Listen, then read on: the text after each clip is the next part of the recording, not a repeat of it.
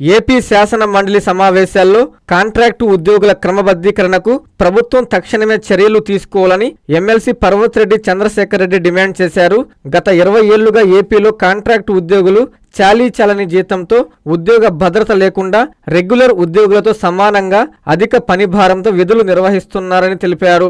YCP ప్రభుత్వం contract ఉద్యోగులకు బాసటగా వారి జీతాలు పెంచడమే కాకుండా 10,117 మంది కాంట్రాక్టు ఉద్యోగులను రెగ్యులర్ చేయాలని కేబినెట్ ఆమోదంతో జీవో నెంబర్ 114 విడుదల చేయడం జరిగిందన్నారు. ఈ జీవో మూలంగా కొన్ని డిపార్ట్మెంట్లో కాంట్రాక్టు ఉద్యోగులను తక్షణమే రెగ్యులర్ చేయడం జరిగిందన్నారు. ఇంటర్మీడియట్, డిగ్రీ, పాలిటెక్నిక్ ఇలా మరికొన్ని డిపార్ట్మెంట్లతో కలిపి ఇంకా 7,000 మంది ఉద్యోగులు రెగ్యులర్ కాలేకపోయారని తెలిపారు. ఏపీలో కాంట్రాక్టు లెక్చరర్లు 12 నెలలు విధులు నిర్వహిస్తున్నప్పటికీ ప్రభుత్వం 2 ఏళ్లుగా వారికి కేవలం 11 నెలలకు మాత్రమే వేతనం చెల్లిస్తుందన్నారు. ఈ కాంట్రాక్ట్ ఎంప్లాయీస్ రెగ్యులరైజేషన్ గురించి అధ్యక్ష, సుమారు 20 సంవత్సరాల నుంచి మన రాష్ట్రంలో కాంట్రాక్ట్ ఉద్యోగస్తులు చాలీచాలని జీతాలతో, భద్రత లేని ఉద్యోగాలతో, రెగ్యులర్ ఉద్యోగస్తులను మించిన పని భారంతో అనేక డిపార్ట్మెంట్లో పనిచేస్తా ఉన్నారు అధ్యక్ష.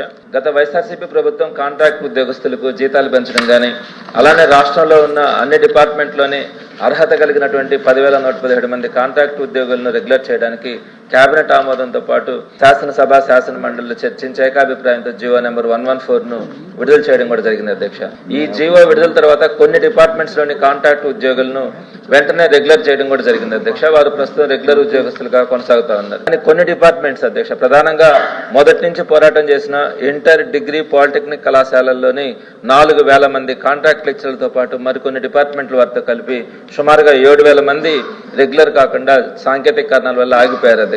వారు 20 సంవత్సరాలు చేస్తున్న సేవలను పరిగణలోకి తీసుకొని ప్రక్రియ అంతా పూర్తయిన ఆ మిగిలిన కాంట్రాక్ట్ ఉద్యోగస్తులందరినీ రెగ్యులర్ చేస్తారని మన ద్వారా ప్రభుత్వానికి విజ్ఞప్తి చేస్తా ఉన్నాను అధ్యక్ష. అలానే కాంట్రాక్ట్ లెక్చరర్లు 12 నెలల పాటు విధులు నిర్వహిస్తా ఉన్నారు అధ్యక్ష. కానీ గడిచిన 2 సంవత్సరాలుగా కేవలం 11 నెలలు మాత్రమే జీతం ఇస్తా ఉన్నారు. మండుట ఎండాకాలంలో మే నెలలో వారు కష్టపడిన ఆ నెల జీతం ఇవ్వకుండా జాప్యం చేస్తా ఉన్నారు అధ్యక్ష. ఆ 2 సంవత్సరాల్లోనే ఆ 2 నెలలకు సంబంధించిన జీతాలను కూడా ఇవ్వవలసిందిగా మీ ద్వారా ప్రభుత్వాన్ని కోరుతున్నాను అధ్యక్ష. In accordance with rule 123 of the rule. ఆకృతి విలాస్ వెంకటగిరి ప్రజలకు గొప్ప శుభవార్త.